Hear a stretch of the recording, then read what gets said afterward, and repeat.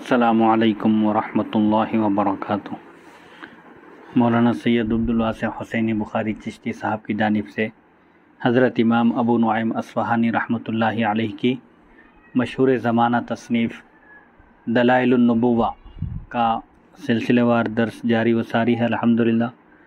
آج کی نشست کا عنوان ہے 16ویں فصل۔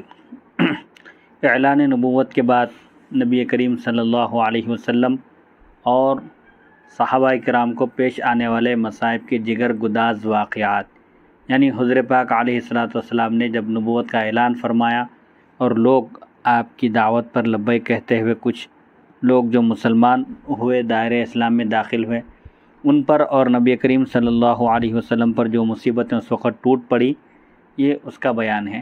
نبی کریم صلی اللہ علیہ وسلم کے مکی دور بعثت کا اجمالی خاکہ۔ حضور پاک علیہ الصلاۃ والسلام نے 40 سال کی عمر مبارک میں نبوت کا اعلان فرمایا، اور اعلان فرمانے کے بعد آپ 13 سال مکہ مکرمہ میں رہے، پھر اللہ کے حکم سے ہجرت کر کے آپ مدینہ منورہ تشریف لے گئے، وہاں آپ نے 10 سال قیام فرمایا۔ اب یہ 16ویں فصل میں مکی زندگی کا خاکہ، اجمالی خاکہ پیش کیا جا رہا ہے۔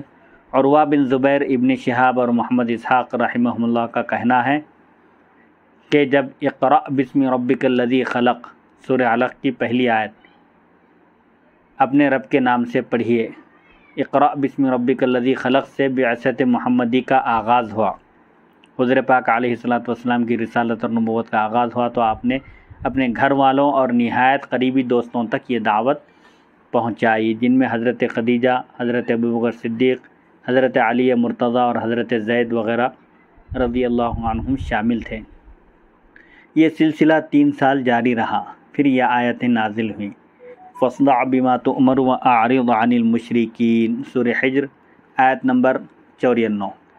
آپ صلی اللہ علیہ وسلم کو جو حکم ملتا ہے آپ اسے علانیہ ظاہر کریں اور مشرکوں سے منہ پھیر لیں، اعراض کریں، ان کی مخالفت کو خاطر میں نہ لائیں۔ مشرکین مخالفت کریں گے، آپ اپنا کام تبلیغ اور اللہ کے احکام کو پہنچانے کا کام جاری رکھیے۔ اور اسی طرح سورہ شعراء آیت نمبر 214 وانذر عشیرتک الاقربین، اور سورہ حجر کی آیت وقل انی انا النذیر المبین، اور پہلی آیت کا ترجمہ ہے اور آپ اپنے قریبی رشتہ داروں کو اللہ کی مخالفت سے ڈرائیں، اور آپ فرما دیجئے کہ میں کھلم کھلا ڈرانے والا ہوں، یعنی اللہ کے عذاب سے میں تم کو ڈراتا ہوں۔ ان آیات کے نازل ہونے کے بعد آپ نے علانیہ دعوت حق کا آغاز کیا۔ 3 سال کے بعد آپ نے پھر جب ان آیاتوں میں صاف طور پر ڈرانے کا حکم نازل ہوا اور کفار اور مشرکین کی مخالفت کیے بغیر علانیہ دعوت حق دینے کا حکم ہوا، تو آپ نے علانیہ دعوت حق کا آغاز کیا اور 10 سال تک مسلسل دعوت دین دیتے چلے گئے۔ آپ کے چچا ابو طالب اس دوران آپ کی حمایت کرتے رہے اور آپ کو پیش آنے والی مشکلات کے سامنے سینہ سپر رہے، یعنی آپ پر آنے والی مصیبتوں کو انہوں نے مصیبتوں کا دفاع کیا اور آپ کی مکمل حمایت کی، اور کہا کہ آپ اپنے تبلیغ کے کام کو جاری رکھیے، میں قریش کو دیکھ لوں گا، سنبھال لوں گا۔ اس عرصے میں آپ اور آپ کے صحابہ پر قبول حق کی پاداش میں حق کو قبول کرنے کی وجہ سے ظلم و ستم کے پہاڑ ٹوٹ پڑے۔ کفار اور مشرکین سخت ترین آپ کے اور آپ کے صحابہ کے دشمن ہو گئے۔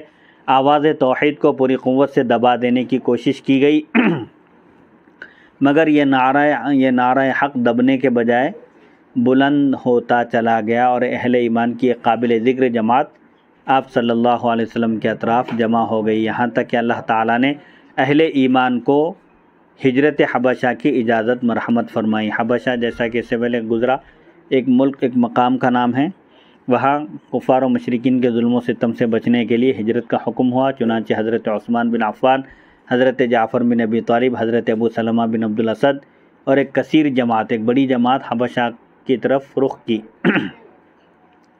یہ لوگ نجاشی کے پاس پہنچے، اس نے ان کی قابل قدر مہمان نوازی کی۔ نجاشی حبشہ کا بادشاہ تھا، اس نے ان کی قابل قدر مہمان نوازی کی۔ مشرکین نے عمرو بن عاص سہمی اور عمارہ بن ولید کو نجاشی کے پاس بھیجا تاکہ وہ مسلمانوں کی جماعت کو قریش کی طرف لوٹا دیں، مگر اس نے انہیں بے نیل مرام یعنی مقصد حاصل کیے بغیر واپس کر دیا۔ نجاشی نے قریش کے 2 سفیروں کی بات نہیں سنی اور ان کے تحفے تحائف بھی ان کو واپس کر دیا اور انہیں اپنے دربار سے دھتکار دیا، جس سے مشرکین مکہ کی مخالفت مزید بڑھ گئی اور مسلمانوں پر عرصہ حیات مزید تنگ کر دیا گیا، یعنی مسلمانوں کے لیے حالات بالکل سخت کر دیے گئے۔ مکے میں اب کھلے بندوں قتل نبی کے مشورے ہونے لگے، نعوذ باللہ من ذالک، یعنی کفار اور مشرکین آپس میں مشورہ کرنے لگے، نبی کریم صلی اللہ علیہ وسلم کو شہید کرنے کی سازش کرنے لگے کھلے عام۔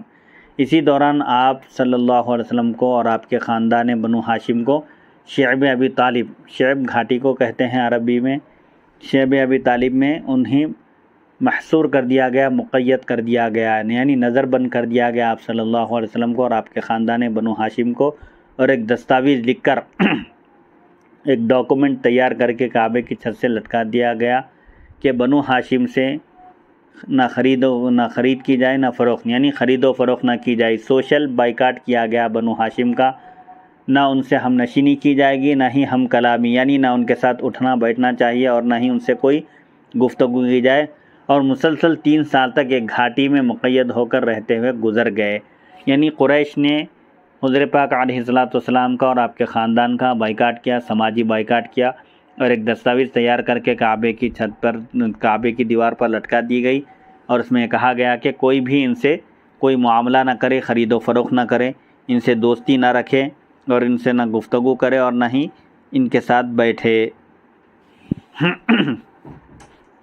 اس طرح شعب ابی طالب میں 3 سال کا وقت گزر گیا۔ اس دوران اللہ تعالیٰ کے حکم سے اس دستاویز کو دیمک چاٹ گئی، جو دستاویز پیپر پہ کاغذ پر لکھ کر لٹکائی گئی تھی اس کو دیمک چاٹ کر ختم کر دیا، اور ظلم و ستم کے لکھے ہوئے سب ضابطوں کو دیمک نگل گئی۔ مگر قید و بند کے ان 3 سالوں میں بھی آپ صلی اللہ علیہ وسلم نے دعوت حق کا فریضہ نہیں چھوڑا، آپ برابر تبلیغ دین میں مصروف رہے اور کاروان اسلام کے ساتھ مزید لوگ ہم رکاب ہوتے رہے، یعنی حضور پاک علیہ الصلوۃ والسلام کے دست مبارک پر رفتہ رفتہ لوگ مسلمان ہوتے چلے گئے۔ بعثت کے سن 10ویں سال میں ابو طالب فوت ہو گئے، آپ کے چچا ابو طالب کا انتقال ہوا اعلان نبوت کے 10 سال بعد۔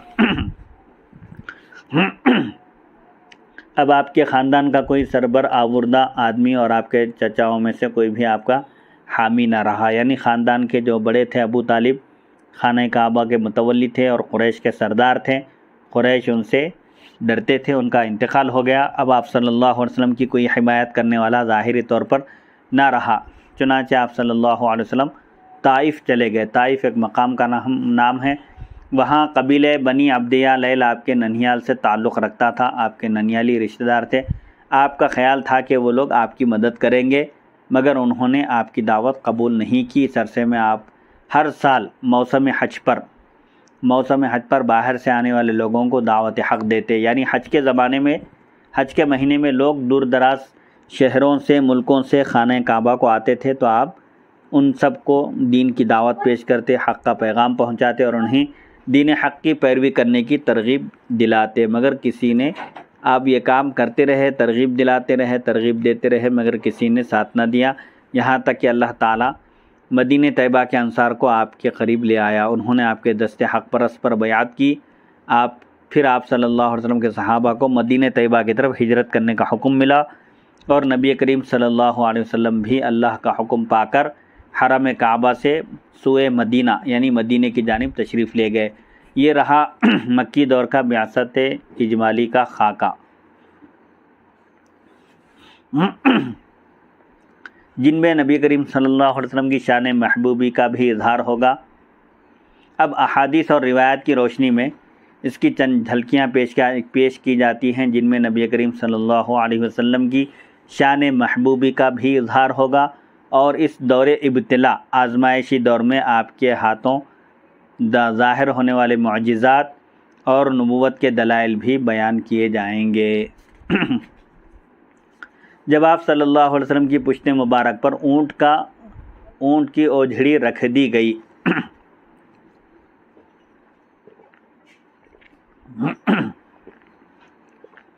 یعنی آپ صلی اللہ علیہ وسلم جب خانہ کعبہ میں نماز ادا کرتے تو کفار اور مشرکین آپ صلی اللہ علیہ وسلم کو تکلیف پہنچانے کی طرح طرح کی وہ لوگ سازش کوشش کرتے تھے، آپ جب سجدے میں ہوتے تو آپ کی پشت مبارک پر جانوروں کی اوجھڑی جو غلاظت ہوتی ہے، جس سے انسان کی طبیعت کراہت کرتی ہے، ایسے اجزاء لا کر آپ کی پشت مبارک پر رکھ دیا کرتے تھے۔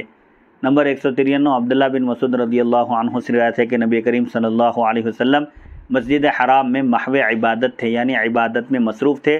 اس وقت ابو جہل بن ہشام، شیبہ و عتبہ، یہ ربیعہ کے 2 بیٹے ہیں، عقبہ بن ابی معیط، امیہ بن خلف اور بقول ابن اسحاق، مشہور مورخ ہیں یہ ابن اسحاق، اور بقول ابن اسحاق 2 شخص اور بھی حرم میں موجود تھے، یعنی ابو جہل، شیبہ اور عتبہ، عقبہ بن ابی معیط، امیہ بن خلف اور 2 افراد ان کے ساتھ موجود تھے۔ یہ کل ملا کر 7 آدمی تھے۔ نبی کریم صلی اللہ علیہ وسلم نے بہت طویل سجدہ فرمایا۔ ابو جہل کہنے لگا، فلاں قبیلے میں اونٹ ذبح ہوا ہے، تم میں سے کون ہے جو وہاں سے جا کر اونٹ کی اوجھڑی لائے؟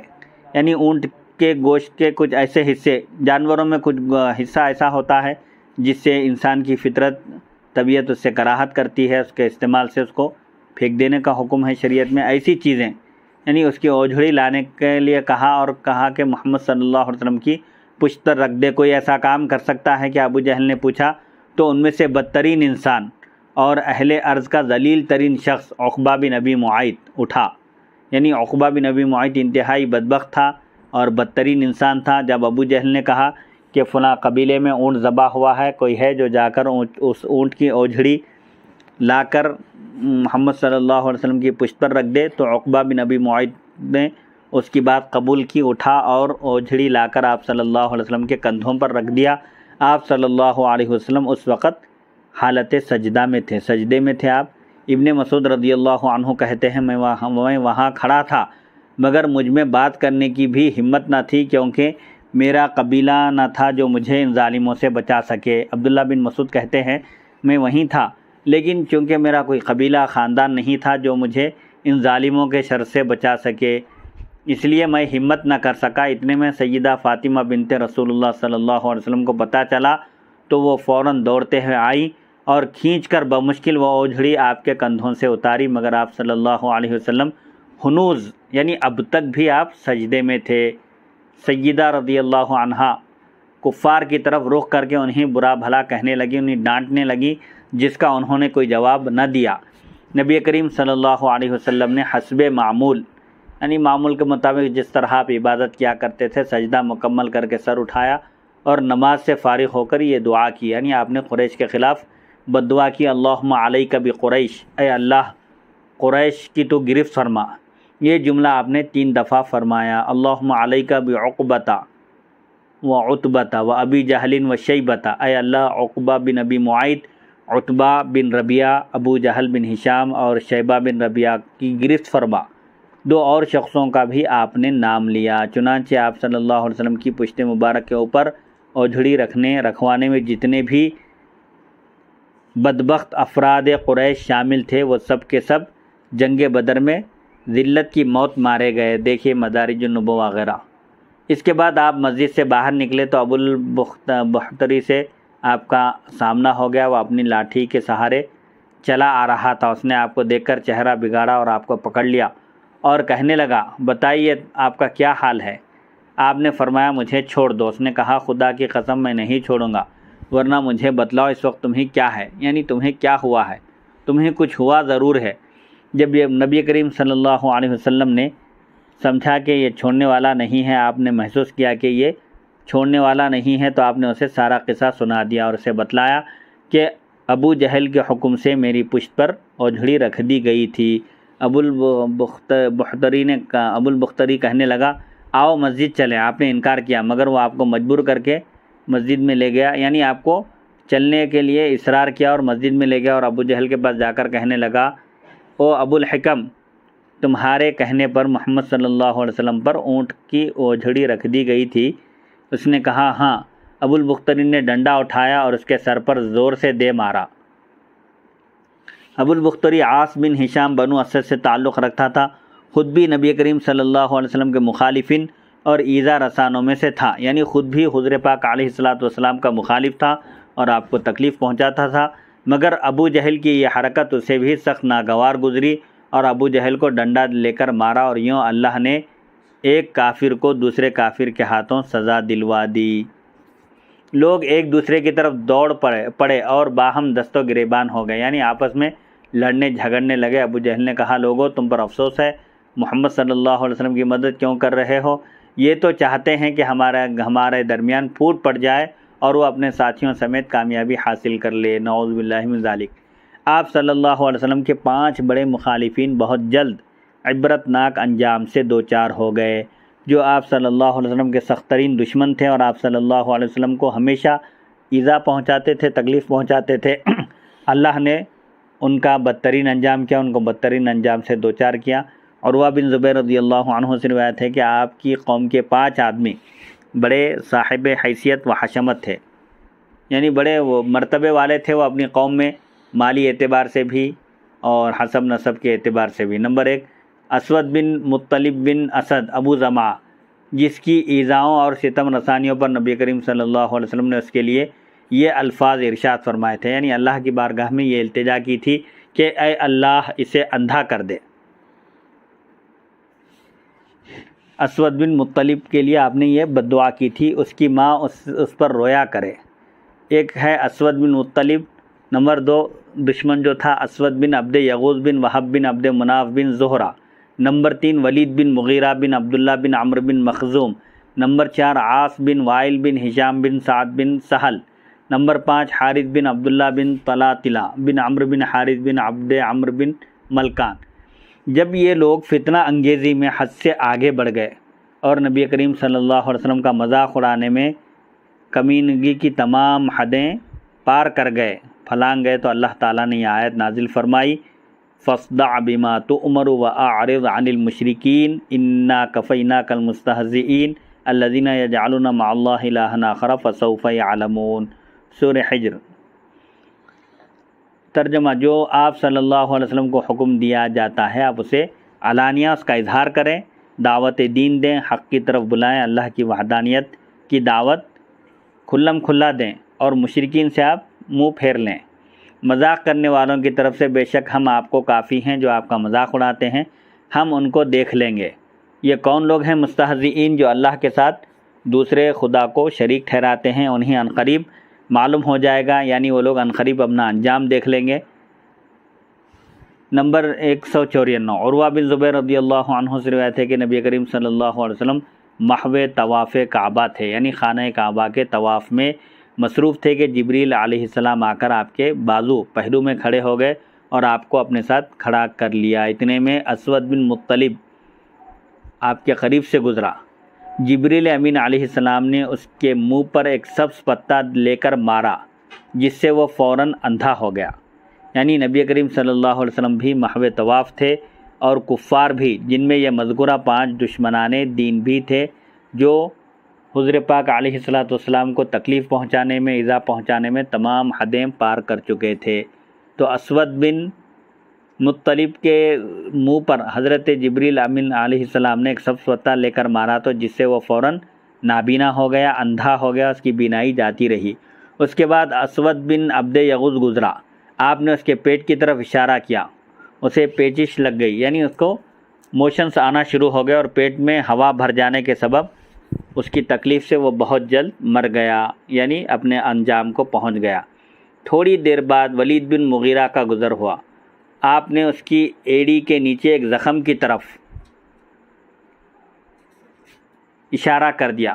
اس سے چند سال قبل کی بات ہے، یعنی چند سال پہلے وہ ایک مرتبہ بنو خزاعہ، قبیلے بنو خزاعہ کے ایک آدمی کے پاس سے گزرا جو تیر بنایا کرتا تھا۔ چونکہ ولید کا تہبند یعنی اس کی لنگی زمین پر لٹک رہی تھی، اس لیے کوئی تیر کپڑے میں اٹک گیا اور ایڑی پر خراش آ گئی، جس کی وجہ سے ایڑی کو زخم لگ گیا، مگر وہ معمولی زخم تھا، وہ خراش معمولی سی تھی، لیکن جب جبریل امین علیہ السلام نے اس کی طرف اشارہ کیا تو اس سے خون بہہ پڑا، خون بہنا شروع ہو گیا، خون کے فوارے جاری ہو گئے اور وہ اس کی تکلیف سے تڑپ تڑپ کر مر گیا۔ تھوڑی دیر بعد وہاں سے عاص بن وائل کا گزر ہوا، یہ بھی سخت ترین دشمن تھا۔ حضرت جبریل علیہ السلام نے اس کے پیر کے تلوے کی طرف اشارہ کر دیا، بعد ازاں وہ گدھے پر سوار ہو کر طائف مقام کو چلا۔ گدھے نے اسے ایک جگہ جھاڑیوں پر دے مارا یعنی گدھے نے اس کو اٹھا کر پٹک دیا، اس کے تلوے میں کانٹا چبھ گیا جس سے پیر اس کا اتنا پھول گیا کہ وہ جان سے ہاتھ دھو بیٹھا۔ چند لمحوں کے بعد وہاں سے حارث بن طلحہ کا گزر ہوا۔ آپ نے اس کے سر کی طرف اشارہ کیا، اس سے پیپ نکلنے لگا اور کچھ دیر میں اس نے بھی جان دے دی۔ یعنی یہ جو 5 لوگ بدترین دشمن تھے اور دشمنی میں تمام حدیں پار کر دیے تھے، حضور پاک علیہ الصلوۃ والسلام کو مسلسل ایذا اور تکلیف پہنچاتے تھے، 5 بھی اپنے انجام کو پہنچ کر واصل الی النار ہو گئے، یعنی جہنم رسید ہو گئے۔ نمبر 155، ابن عباس رضی اللہ تعالی عنہما سے روایت ہے کہ نبی کریم صلی اللہ علیہ وسلم چند سال اعلان نبوت کے بعد چند سال خفیہ طور پر مصروف کار رہے، یعنی خاموشی کے ساتھ چھپ کر آپ دین کی دعوت دیتے رہے، تبلیغ دین انجام دیتے رہے اور وحی الہی کو سر عام بیان نہ فرمایا۔ سب کے سامنے آپ نے کھلم کھلا بیان نہیں فرمایا۔ اللہ تعالیٰ کے حکم کی تعمیل جیسی تھی، آپ کو اللہ کا جیسا حکم تھا آپ اس کی تعمیل کیا کرتے تھے، یہاں تک کہ اللہ تعالیٰ نے فَاصْدَعْ بِمَا تُؤْمَرْ والی آیت نازل فرمائی، سورہ حجر والی آیت نازل فرمائی، یعنی مکے میں اپنا دعویٰ بیان کر دو، جو آپ کو حکم دیا جاتا ہے اس کو کھلم کھلا آپ ظاہر کیجئے۔ پھر اللہ نے آپ کی مخالفت اور آپ سے مذاق کرنے والوں کو تباہ کر دیا۔ وہ جملہ 5 آدمی تھے نبی کریم صلی اللہ علیہ وسلم کے بعد جبریل جو یہ آیت لے کر آئے تو اس کا مقصد پورا ہو گیا تھا، یعنی اللہ تعالیٰ نے وہ مذاق اڑانے والوں سے بدلہ لے لیا۔ کہتے ہیں نبی کریم صلی اللہ علیہ وسلم نے فرمایا، میں نے اس آیت کے نزول کے بعد ان 5 کو زندہ دیکھا، مگر پھر ایک دن رات میں ہی 5 کے 5 ختم ہو گئے۔ انا کفیناک المستہزئین، اللہ تعالیٰ نے فرمایا کہ ان مذاق اڑانے والوں کی طرف کے لیے ہم آپ کو کافی ہے، یعنی ہم ان مذاق اڑانے والوں کو ہم دیکھ لیں گے اور ان کو ان کے انجام تک پہنچائیں گے۔ چنانچہ آپ صلی اللہ علیہ وسلم فرماتے ہیں، اس آیت کے نازل ہونے کے بعد 5 کو آپ نے زندہ دیکھا، لیکن ایک ہی دن میں 5 کا خاتمہ ہو گیا۔ اس میں شک نہیں کہ آیہ مبارکہ فَاصْدَعْ بِمَا تُؤْمَرُ سن 4 ہجری نبوی میں نازل ہوئی، اور پیش نظر حدیث سے معلوم ہو رہا ہے کہ مذکورہ 5 کافروں کا انجام بد اس آیت کے نازل ہونے کے فوراً بعد ہوا ہے، تو یقیناً ان کے مرنے کا واقعہ سن 4 ہجری نبوی کا ہی قرار پائے گا۔ ان میں سے عاص بن وائل سہمی بارش کے دن باہر نکلا، جبکہ اس کا بیٹا اونٹوں کو چرانے کے لیے گیا ہوا تھا۔ وہ سوار ہوا اور کسی گھاٹی میں جا کر اترا، ابھی زمین پر قدم رکھا ہی تھا کہ چیخ اٹھا، مجھے کسی چیز نے ڈس لیا ہے، مگر کوئی چیز نظر نہیں آئی۔ وہاں پر کوئی چیز نظر نہ آئی، دیکھتے ہی دیکھتے اس کا پیر پھولتا چلا گیا اور اونٹ کی گردن کی طرح موٹا ہو گیا، جس کی وجہ سے وہ وہیں اسی وقت مر گیا۔ حارث بن قیس سہمی نے نمکین مچھلی کا گوشت کھایا، یہ بھی حضور پاک علیہ الصلوۃ والسلام کو تکلیف پہنچانے میں پیش رہا کرتا تھا۔ حارث بن قیس سہمی، اس نے ایک نمکین مچھلی کا گوشت کھایا، بھنی ہوئی مچھلی تھی، اسے پیاس لگی، وہ پانی پیتا چلا گیا، اس قدر شدت کی پیاس لگی کہ مسلسل پانی پیتا چلا گیا اور پیٹ اس کا پھول گیا، جس سے اس کی موت واقع ہو گئی۔ وہ مرتے وقت کہہ رہا تھا، قتلنی رب محمد صلی اللہ علیہ وسلم، مجھے محمد صلی اللہ علیہ وسلم کے رب نے مار ڈالا، یعنی مجھ سے اللہ نے انتقام لیا ہے، اللہ نے مجھ سے بدلہ لیا ہے۔ اسود بن مطلب بن حارث بن عبد العزیٰ کا زمعہ نامی بیٹا تھا، باپ کا وہ بڑا وفادار تھا۔ وہ جب بھی سفر پر جاتا باپ سے کہتا، میں جاتے ہوئے فلاں فلاں جگہ ٹھہروں گا اور آتے ہوئے فلاں فلاں جگہ، یعنی باپ کو سب پورے اپنے سفر کی اطلاع دیا کرتا تھا اور وقت مقررہ پر گھر پہنچ جایا کرتا تھا۔ ادھر نبی کریم صلی اللہ علیہ وسلم نے اسود بن مطلب کے لیے بد دعا کی تھی کہ اللہ اسے اندھا کر دے اور اس کی ماں اس پر روئے، یعنی اس کی ماں اس کو کھو دے اور یہ اپنے انجام کو پہنچ جائے۔ چنانچہ جبریل امین علیہ السلام نے آ کر اسے ایک سبز پتا دے مارا، جس کی وجہ سے اس کی بینائی جاتی رہی اور وہ اندھا ہو گیا۔ پھر جس دن اس کے بیٹے کو سفر سے واپس آنا تھا، وہ استقبال کے لیے نکلا، بیٹے کے استقبال کے لیے باہر نکلا، اس کے ساتھ اس کا غلام بھی تھا، کیونکہ نابینا ہونے کے سبب خود تو نہیں چل سکتا تھا۔ وہ درخت کے نیچے بیٹھا ہوا تھا، اتنے میں جبریل امین علیہ السلام آ گئے، چنانچہ وہ اپنا سر پھوڑنے لگ گیا اور اپنا چہرہ کانٹوں پر ملنے لگا۔ ساتھ ہی اس نے اپنے غلام سے فریاد کی۔ غلام نے کہا، تم خود ہی اپنا یہ حشر کر رہے ہو، یعنی تم خود ایسا کر رہے ہو۔ چنانچہ اس نے اس طرح خود کو مار لیا، یعنی خود کو مار کر وہ مر گیا۔ یہ شخص بھی مرتے ہوئے کہہ رہا تھا قتلنی رب محمد صلی اللہ علیہ وسلم، مجھے محمد صلی اللہ علیہ وسلم کے رب نے مارا ہے، یعنی مجھے اس انجام تک محمد صلی اللہ علیہ وسلم کے رب نے پہنچایا۔ یہ بھی کہا گیا ہے کہ وہ زندہ رہا، پھر جنگ بدر میں اس کا بیٹا قتل ہوا اور یہ اس کے غم میں روتے روتے مر گیا۔ ولید بن مغیرہ مخزومی کا قدم چلتے ہوئے تیروں پر آ گیا، جو قبیلے بنی خزاعہ کے ایک آدمی نے چھل کر دھوپ میں رکھا تھا۔ اس کا قدم ان پر آ گیا، یعنی تیروں پر آ گیا، جس سے وہ ٹوٹ گئے اور ان کا کوئی حصہ کپڑوں میں الجھ گیا، جس کی خراش سے اس کی رگ پھٹ گئی اور وہ وہیں ڈھیر ہو گیا۔ جبکہ ان پانچوں میں سے اسود بن عبد یغوث سفر پر نکلا، اسے گرمی کی لو لگ گئی جس کے سبب وہ سیاہ ہو گیا، یعنی لو لگ گئی، سخت گرما کا موسم تھا، اس کو لو لگ گئی، دھوپ لگ گئی، جس کی وجہ سے وہ کالا ہو گیا اور حبشی بن گیا، انتہائی کالا ہو گیا، اس کا چہرہ ہی بالکل بدل گیا۔ جب وہ واپس گھر آیا تو گھر والوں نے اسے پہچاننے سے انکار کر دیا، گھر والے اسے پہچانے ہی نہیں اور اس کو دیکھ کر دروازہ بند کر لیا اور اسے اندر آنے نہ دیا۔ اس کے دل پر اس کا ایسا اثر ہوا کہ اس کی جان ہی جاتی رہی، یعنی گھر والوں نے بھی اس کو پہچاننے سے انکار کر دیا اور اس کو گھر میں داخل ہونے سے روک دیا، جس کا اس کے دل پر ایسا اثر ہوا کہ وہ موت کے گھاٹ اتر گیا۔ یہ بھی مرتے ہوئے کہہ رہا تھا کہ مجھے محمد صلی اللہ علیہ وسلم کے رب نے یہ سزا دی ہے، محمد صلی اللہ علیہ وسلم کے رب نے مجھ سے انتقام لیا ہے۔ اللہ تعالیٰ نے قتل کے بغیر ہی ان سب کو موت کے گھاٹ اتار دیا، ان کو ان کے انجام میں ان کی بدکاریوں کی وجہ سے، ان کی ایذا رسانیوں کی وجہ سے ان کو ان کے انجام تک پہنچا دیا۔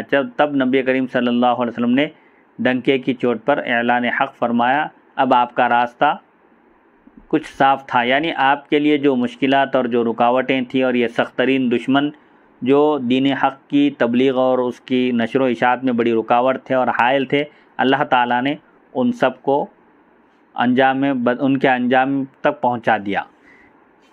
دیکھیے کس طرح اللہ تعالیٰ نے دشمنان دین کا نام و نشان مٹا دیا، اور دین آیا ہی اس لیے تھا کہ تمام دینوں پر غالب ہو جائے، چنانچہ وہ غالب ہو کر رہا۔ تو کہنا پڑتا ہے مٹ گئے مٹتے ہیں مٹ جائیں گے اعداء تیرے، نہ مٹا ہے نہ مٹے گا کبھی چرچا تیرا، ورفعنا لک ذکرک کا ہے سایہ تجھ پر، ذکر اونچا ہے تیرا بول ہے بالا تیرا۔ یعنی اس شعر میں کہتے ہیں کہ حضور پاک علیہ الصلوۃ والسلام کے جو دشمن تھے وہ مٹ گئے مٹ جائیں گے، اور حضور پاک علیہ الصلوۃ والسلام کا چرچا، آپ کا ذکر مبارک، آپ کے کارنامے باقی رہیں گے، ہمیشہ رہیں گے، قیامت تک برقرار رہیں گے، کیونکہ اللہ تعالیٰ نے رفعنا لک ذکرک کہہ کر آپ کا ذکر ہر جگہ بلند کیا ہے، اذان میں، نماز میں، ہر جگہ اللہ نے اپنے ذکر کے ساتھ آپ کے ذکر کو جوڑ دیا ہے، اس لیے قیامت تک آپ کا بول بالا رہے گا۔ شیب ابی طالب کے مصائب و مشکلات اور شان رسالت کا ظہور۔ قریش نے حضور پاک علیہ الصلوۃ والسلام کا اور آپ کے خاندان کا سماجی سوشل بائیکاٹ کر دیا تھا، اور آپ حضرات کو شیب ابی طالب میں محصور کر دیا تھا، اس میں قید کر دیا تھا، اور خانہ کعبہ کی دیوار پر ایک دستاویز بھی لکھ کر لگا دی تھی کہ خاندان بنو ہاشم سے کوئی معاملہ نہ کرے، کوئی خرید و فروخت نہ کرے، ان کی کوئی مجالست ہم نشینی اختیار نہ کرے، ان سے گفتگو نہ کرے۔ بہرحال مکمل ان کا بائیکاٹ کہہ کر انہوں نے لکھا تھا، ابھی جیسا کہ ذکر گزرا۔ وہاں جو مصائب اور مشکلات پیش آئے اور حضور پاک علیہ الصلوۃ والسلام کی شان اور آپ کی عظمت وہاں کیسے ظاہر ہوئی، اس سلسلے میں فرماتے ہیں نمبر 196 اسامہ بن زید رضی اللہ تعالیٰ عنہما سے روایت ہے کہ میں نے عرض کیا یا رسول اللہ صلی اللہ علیہ وسلم، کل ہماری منزل کہاں ہوگی؟ شیب ابی طالب پہاڑ کے دامن میں ایک درہ یعنی غار جیسی جگہ تھی جو بنو ہاشم کی موروثی جگہ تھی، تو قریش نے بنو ہاشم کو اسی میں محصور کر دیا، باہر نکلنے پر روک لگا دی تھی۔ حضرت اسامہ بن زید رضی اللہ عنہ نے حضور سے عرض کیا، پوچھا کہ یا رسول اللہ کل ہماری منزل کہاں ہوگی؟ آپ نے فرمایا کیا عقیل نے ہمارے لیے کوئی گھر یا منزل چھوڑی ہے؟ ہماری منزل بنو کنانہ کا دامن کوہ ہوگا، جہاں قریش نے کفر پر قسمیں اٹھائی ہیں، یعنی مکے میں ہمارے لیے کوئی ٹھکانہ ہے، کہاں رہیں گے ہم؟ تو آپ نے فرمایا عقیل ابن ابی طالب نے ہمارے لیے کوئی گھر ہی نہیں چھوڑا وہاں پر، انہوں نے سب بیچ دیا ہے، اس لیے ہمارا ٹھکانہ بنو کنانہ کا دامن کوہ، ان کا جو پہاڑ ہے اس پہاڑ کے دامن میں ہم قیام کریں گے جہاں قریش کفر پر قسمیں اٹھاتے تھے، یعنی قریش جہاں پر جمع ہو کر کفر کی تائید میں اور مسلمانوں کے خلاف اور دین اسلام کی تبلیغ کو روکنے کے لیے آپس میں متحد ہو کر جمع ہو کر قسم کھاتے تھے اور وہاں پلان کرتے تھے اور اپنا منصوبہ بناتے تھے۔ نمبر 197 عروہ بن زبیر رضی اللہ عنہ سے روایت ہے کہ جب عمرو بن عاص حبشہ سے ناکام لوٹ آیا اور اس کا ساتھی وہیں مر گیا تو مشرکوں نے مسلمانوں پر عرصہ حیات تنگ کر دیا، یعنی مسلمانوں کا جینا حرام کر دیا اور پہلے سے کہیں زیادہ سختی کرنے لگے۔ ایک سخت تر دور ابتلا کا آغاز ہو گیا۔ حبشہ کی ہجرت کے بعد جب قریش کے سفیر ناکام لوٹے، حبشہ کے بادشاہ نجاشی کو اپنا ہمنوا نہیں بنا سکے اور اس کے پاس پناہ لیے ہوئے مسلمانوں کو دوبارہ مکہ لا کر اذیتیں دینے سے وہ پیچھے رہ گئے، اس میں ناکام ہو گئے، تو انہوں نے مکے میں موجود مسلمانوں کا جینا حرام کر دیا، دشوار کر دیا اور ان کے لیے سخت ترین آزمائش کا آغاز ہو گیا۔ مشرکین قریش نے اجتماعی فیصلہ کیا کہ نبی کریم صلی اللہ علیہ وسلم کو سر بازار قتل کر دیا جائے، نعوذ باللہ من ذالک، یعنی جہاں ملے پکڑ کر انہیں قتل کر دیا جائے، شہید کر دیا جائے۔ ابو طالب نے ان حالات کے پیش نظر بنو عبد المطلب کو جمع کیا، یعنی اپنے خاندان کے لوگوں کو جمع کیا اور ان سب سے کہا کہ ہمیں نبی کریم صلی اللہ علیہ وسلم کو ساتھ لے کر اپنی شعب حویلی میں داخل ہو جانا چاہیے، یعنی ایک وہ پہاڑ کی جو غار نما جو جگہ ہے اس میں ہم کو چلے جانا چاہیے اور ان کے خون کی حفاظت کرنی چاہیے، یعنی نبی کریم صلی اللہ علیہ وسلم کے کفار سخت ترین دشمن ہو چکے ہیں اور آپ کے خون کے پیاسے ہو گئے ہیں۔ اب ہماری ذمہ داری یہ ہے کہ ہم آپ صلی اللہ علیہ وسلم کے خون کی حفاظت کریں۔ چنانچہ بنو عبد المطلب کے کافر و مسلم سب اکٹھے ہو کر شعب ابی طالب میں آ گئے، کوئی ایمان کی بنیاد پر آیا تھا تو کوئی خاندان کی بنیاد پر۔ قریش کو جب علم ہوا کہ بنو عبد المطلب مل کر رسول اللہ صلی اللہ علیہ وسلم کی حفاظت کرنے لگے ہیں تو انہوں نے باہم یعنی آپس میں مل کر فیصلہ کیا کہ بنو عبد المطلب سے تمام تعلقات ختم کر لیے جائیں، کوئی ان کے پاس بیٹھے نہ ان سے خرید و فروخت کرے جب تک کہ وہ نبی کریم صلی اللہ علیہ وسلم کو قتل کے لیے پیش نہیں کر دیتے، جب تک ہمارے حوالے نہیں کر دیتے کوئی ان سے کوئی معاملہ نہیں کرے گا۔ ایک دستاویز لکھی گئی، ایک ڈاکومنٹ، ایک اگریمنٹ تیار کیا گیا جس میں بڑی شد و مت کے ساتھ لکھا گیا کہ بنو ہاشم سے کبھی صلح نہ کی جائے گی، ان کے ساتھ نرمی اور رحم دلی کا کوئی برتاؤ نہیں ہوگا، بصورت دیگر وہ نبی کریم صلی اللہ علیہ وسلم کو قتل کے لیے پیش کر دیں، یعنی اسی وقت ان کے ساتھ معاملہ ہوگا، ان کے ساتھ انسانی حقوق ان کے ادا کیے جائیں گے جب وہ نبی کریم صلی اللہ علیہ وسلم کو کفار قریش کے حوالے کر دیں۔ پھر یہ دستاویز تیار کر کے کعبے کی چھت سے لٹکا دی گئی۔ بنو ہاشم اپنی شعب میں 3 سال رہے، یعنی اپنی گھاٹی میں وہ 3 سال قید رہے۔ ابتدا و امتحان کا یہ سخت ترین دور، امتحان اور آزمائش کا یہ سخت ترین دور تھا ان کے لیے۔ بازار بند تھے، یہ بازار سے کچھ خرید سکتے تھے نہ بازار میں کچھ بیچ سکتے تھے۔ اگر باہر سے مکے کی طرف کوئی سامان تجارت یا غلہ آتا تو قریش بھاگ کر باہر سے خرید لیتے تاکہ بنو ہاشم اسے خرید نہ سکیں اور بھوکے مر جائیں۔ مقصد یہ تھا کہ مجبور ہو کر نبی کریم صلی اللہ علیہ وسلم کا خاندان آپ کی حمایت سے، آپ کی تائید سے دستبردار ہو جائے اور آپ کو قتل کیا جا سکے، نعوذ باللہ من ذالک۔ شعب کے شب و روز یعنی شعب ابی طالب میں جو محصور ہو گئے تھے مسلمان، اس کے دن اور رات کچھ یوں تھے کہ جب سونے کا وقت آتا تو ابو طالب نبی کریم صلی اللہ علیہ وسلم سے کہتے آپ جائیں اپنے بستر پر سو جائیں، لیکن جب سارے لوگ سو جاتے تو ابو طالب اٹھتے اور اپنے بیٹوں، بھتیجوں اور بھانجوں میں سے کسی کو آپ کی جگہ ڈال دیتے اور آپ سے کہتے کہ آپ دوسری جگہ جا کر سو جائیں۔ یہ نبی کریم صلی اللہ علیہ وسلم کو قتل سے بچانے کی ایک تدبیر تھی۔ کفار کی ظالمانہ تحریر کو دیمک چاٹ گئی۔ یہ یاد رہے سن 7 نبوی ماہ محرم میں قریش نے قطع رحمی کا یہ معاہدہ لکھا تھا۔ اعلان نبوت کے 7ویں سال قریش نے یہ معاہدہ لکھا تھا جس میں انہوں نے قطع رحمی کا اظہار کیا تھا، یعنی رشتہ داروں سے وہ تعلقی کا اظہار کیا تھا اور خانہ کعبہ کی چھت سے اس اگریمنٹ کو لٹکایا تھا اور 10 نبوی محرم سے منسوخ کیا گیا۔ اعلان نبوت کے 10ویں سال یہ دیمک اس پیپر کو، اس کاغذ کو چاٹ گئی اور شعب ابی طالب میں محصوری کا دور ابتلا ختم ہوا۔ شعب ابی طالب میں جو محصور تھے مسلمان، قید کر دیے گئے تھے، وہ آزمائش کا دور ختم ہوا۔ 3 سال مکمل ہونے پر عبد مناف اور بنو قصی کے لوگ ایک دوسرے کو ملامت کرنے لگے اور اس مسلسل قطع رحمی پر برافروختہ ہو، یعنی غصہ ہو گئے، غضبناک ہو گئے۔ ایک رات انہوں نے فیصلہ کیا کہ یہ معاہدہ ختم کر دیا جائے۔ ادھر اللہ تعالیٰ نے اس ظلم کی دستاویز پر دیمک مسلط کر دی، جو اس میں لکھے ہوئے سارے ضابطے نگل گئی، یعنی دیمک کھا گئی اور چاٹ گئی اس کو، اور جہاں محض کفر و شرک کی تحریریں تھیں انہیں چھوڑ گئی۔ اللہ تعالیٰ نے اپنے حبیب صلی اللہ علیہ وسلم کو اس سے مطلع کیا۔ ابو طالب کہنے لگے، مجھے ستاروں کی قسم محمد صلی اللہ علیہ وسلم جھوٹ نہیں بول سکتے، یقیناً ایسا ہو گیا ہے۔ چنانچہ حفیظ مرحوم شاعر کہتے ہیں، دکھائی شکل اس آغاز کی انجام نے ایک دن، چچا کو دی خبر اس مصدر الہام نے ایک دن، کہ دیمک کھا چکی ہے ظالموں کے عہد نامے کو، شکستہ کر دیا ہے اللہ نے باطل کے خامے کو۔ یعنی حضور پاک علیہ الصلوۃ والسلام نے اپنے چچا کو اطلاع دی کہ قریش نے جو عہد نامہ تحریر کیا تھا ہمارے خلاف، ہمارا بائیکاٹ کرنے کے لیے، اس کو دیمک چاٹ گئی ہے اور اب وہ عہد نامہ باقی نہ رہا۔ ابو طالب مسجد حرام میں آئے جو قریش سے بھری پڑی تھی، یعنی قریش جہاں پر جمع تھے۔ جب قریش نے بنو ہاشم کے لوگوں کو آتے دیکھا تو انہیں بڑا تعجب ہوا اور سوچنے لگے شاید یہ جبر مسلسل سے گھبرا کر آ گئے ہیں، یعنی بنو ہاشم کو دیکھ کر یہ سوچنے لگے کہ یہ لوگ ظلم و ستم سے عاجز آ گئے ہیں اور گھبرا گئے ہیں، تاکہ نبی کریم صلی اللہ علیہ وسلم کو ہمارے حوالے کر دیں۔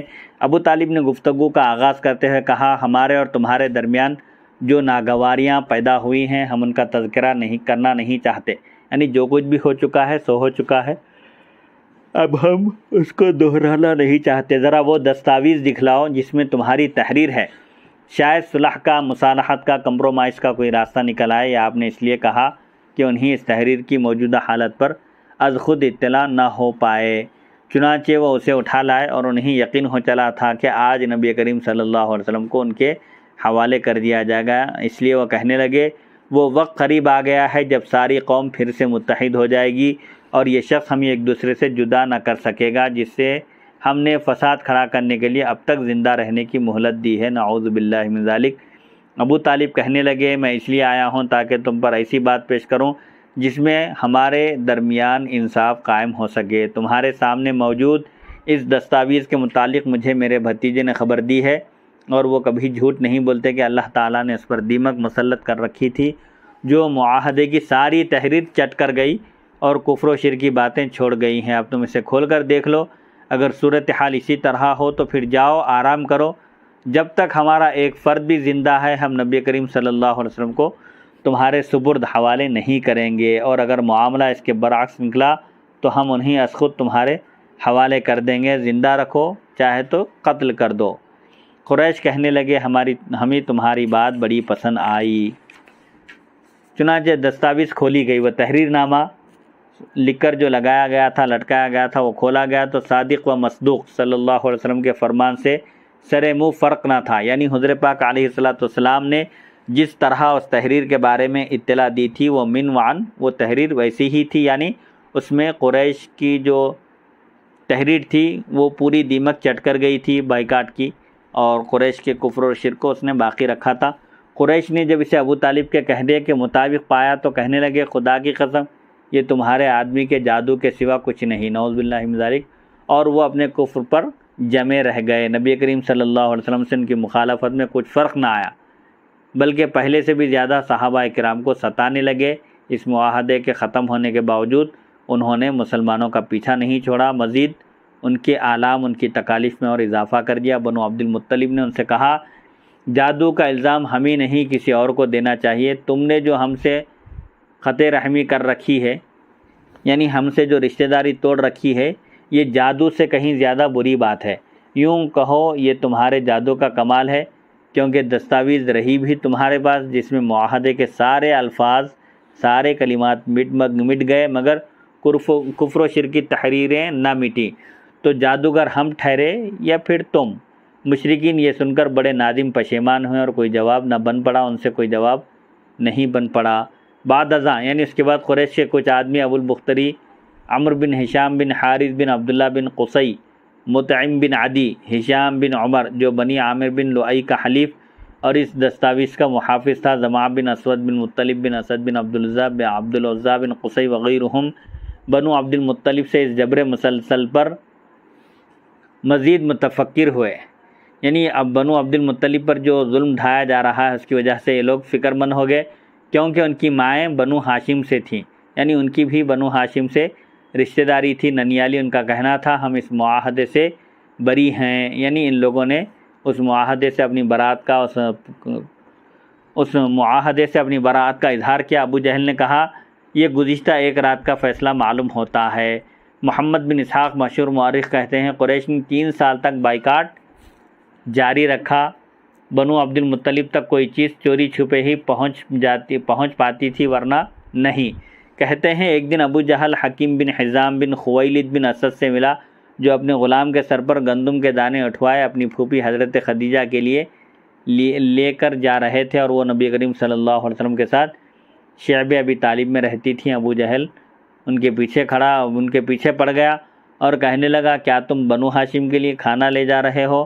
بخدا میں تمہیں سارے مکے میں ذلیل کر کے رکھ دوں گا، تب ہی تم کھانا لے جا سکو گے۔ اتنے میں ابو البختری عاص بن ہشام بن حارث بن اسد آ گئے، کہنے لگا کیوں لڑ رہے ہو؟ ابو جہل نے کہا یہ بنو ہاشم کے لیے کھانا لے جا رہا تھا۔ ابو البختری نے کہا تو پھر کیا ہوا؟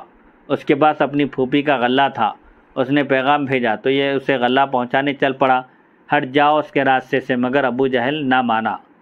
چنانچہ دونوں باہم دست و گریبان ہوئے، یعنی دونوں کی آپس میں لڑائی شروع ہو گئی۔ ابو البختری نے اونٹ کا جبڑا اٹھا کر اسے دے مارا جس سے وہ زخمی ہو گیا، اور اس کی اچھی خاصی ابو البختری نے ابو جہل کی زبردست پٹائی کر دی۔ حضرت حمزہ یہ منظر دیکھ رہے تھے۔ حضور صلی اللہ علیہ وسلم کے چچا سید الشہداء حضرت حمزہ یہ منظر دیکھ رہے تھے، حالانکہ کفار ایسی باتیں نبی کریم صلی اللہ علیہ وسلم سے چھپا کر رکھنے کی کوشش کرتے تھے تاکہ ان کی ذلت نہ ہو۔ محصوری کے ایام میں شعب ابی طالب میں قید و بند کے زمانے میں بھی نبی کریم صلی اللہ علیہ وسلم کی تبلیغی سرگرمیاں زور و شور سے جاری رہیں، یعنی ایک جگہ مقید کر دینے سے آپ کے تبلیغی فرائض میں کوئی کوتاہی کوئی کمی نہ ہوئی، بلکہ آپ نے نہایت زور و شور سے وہاں بھی تبلیغ دین حنیف کا سلسلہ جاری رکھا۔ وَمَعَ ذَلِكَ يَدْعُو قَوْمَهُ إِلَى اللَّهِ عَزَّ وَجَلَّ لَيْلًا وَنَهَارًا سِرًّا وَجَهْرًا لا يتقی فیہ احدا من الناس۔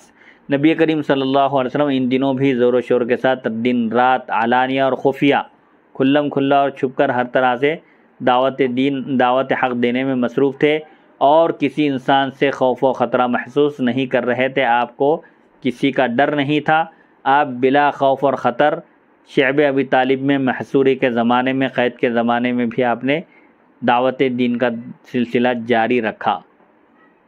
شعب ابی طالب کی محصوری کیسے ختم ہوئی؟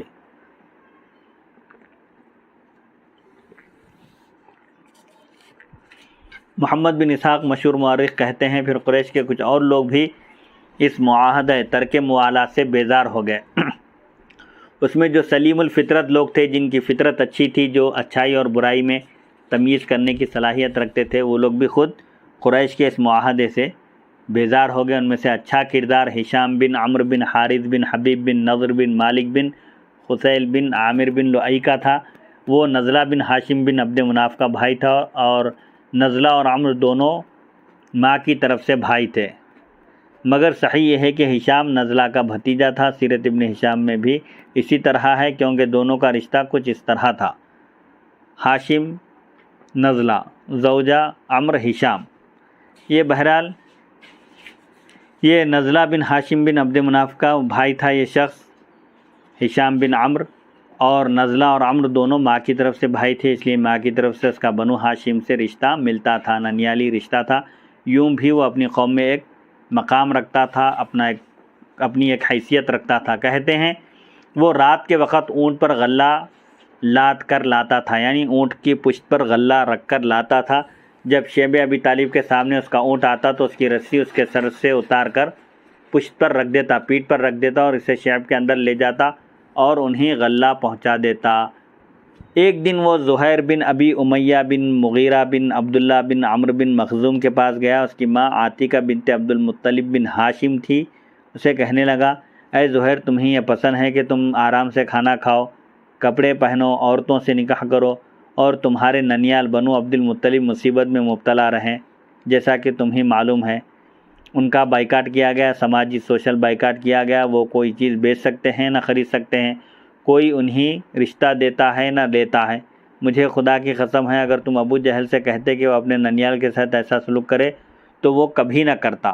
کوئی بھی اپنے ننیال اور ددیال کے لوگوں کے ساتھ ایسا برا سلوک نہیں کرتا۔ تو پھر یہ تمہارے ننیال کے لوگ ہیں، تم مزے سے آرام سے زندگی گزار رہے ہو، اور یہ لوگ شیب ابی طالب میں محصور ہو کر نہایت سخت ترین دنوں سے گزر رہے ہیں، آزمائش کی گھڑی میں مبتلا ہو گئے۔ زہیر نے کہا ہشام تمہارا بھلا ہو، میں اکیلا کیا کر سکتا ہوں؟ یعنی میں بھی قریش کا مخالف ہوں، میں بھی اس بائیکاٹ کا مخالف ہوں، لیکن مجھ اکیلے سے کیا ہو سکے گا؟ میں کیا کر سکتا ہوں اکیلا؟ بخدا اگر میرے ساتھ کوئی اور ہوتا تو میں اس معاہدے کو پھاڑ کے پھینک دیتا۔ یعنی زہیر نے کہا اگر کوئی میرا ساتھ دے تو میں بھی اس معاہدے کو قریش کے پھاڑ کر پھینک دیتا اور شیب ابی طالب سے ان کو نکال کر آزادی سے جینے کے لیے کہتا۔ ہشام نے کہا مجھے ایک شخص معلوم ہے جو تمہارا ساتھ دے سکتا ہے۔ تو زہیر نے کہا کون ہے وہ؟ ہشام نے کہا میں خود۔ زہیر کہنے لگے ہمیں ایک تیسرا آدمی بھی چاہیے۔ چنانچہ ہشام مطعم بن عدی بن نوفل بن عبد مناف کے پاس گئے۔ ہشام اور زہیر دونوں مل کر مطعم بن عدی کے پاس گئے اور اس سے کہا اے مطعم کیا تم چاہتے ہو کہ عبد مناف کے 2 خاندان تمہاری نگاہوں کے سامنے مٹ جائیں اور تم دیکھتے رہ جاؤ؟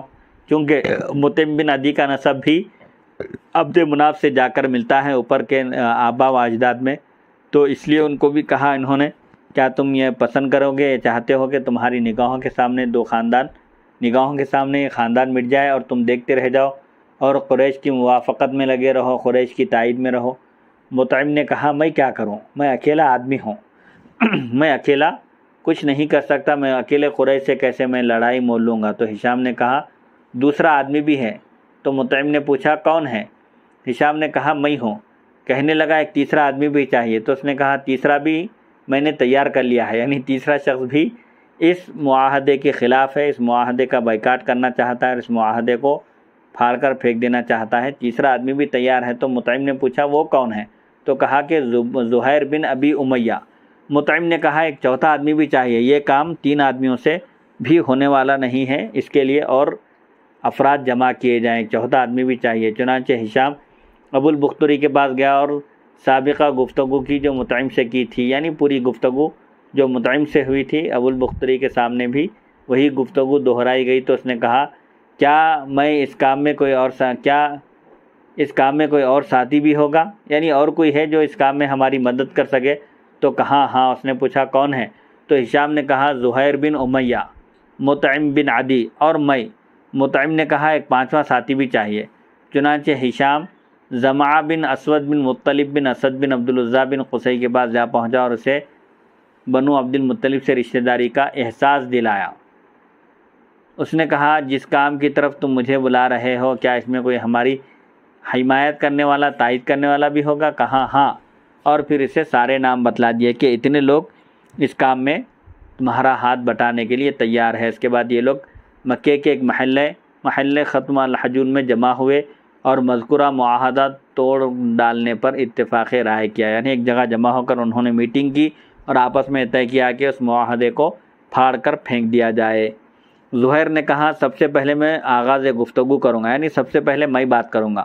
صبح ہوئی تو یہ لوگ حرم میں آ گئے۔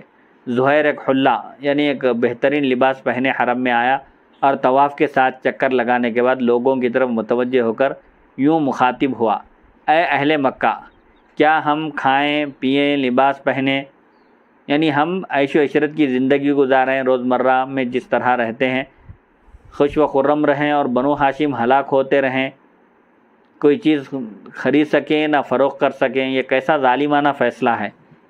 خدا کی قسم میں اس وقت تک چین سے نہیں بیٹھوں گا جب تک اس ظلم و زیادتی کی تحریر کے ٹکڑے ٹکڑے نہیں ہو جاتے۔ خانہ کعبہ پر جو تحریر لکھ کر لٹکائی گئی ہے اور حضور صلی اللہ علیہ وسلم اور خاندان بنو ہاشم کا جو بائیکاٹ کیا گیا ہے، سماجی سوشل بائیکاٹ، جب تک اس تحریر کو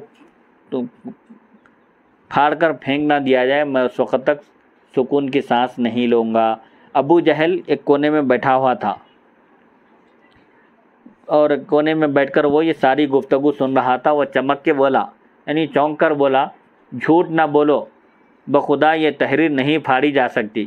زمعہ نے کہا بخدا بڑے جھوٹے تم ہو، ہم تو اس تحریر کے لکھے جانے پر راضی ہی نہ تھے، یعنی ہم سے زبردستی یہ تحریر لکھوائی گئی۔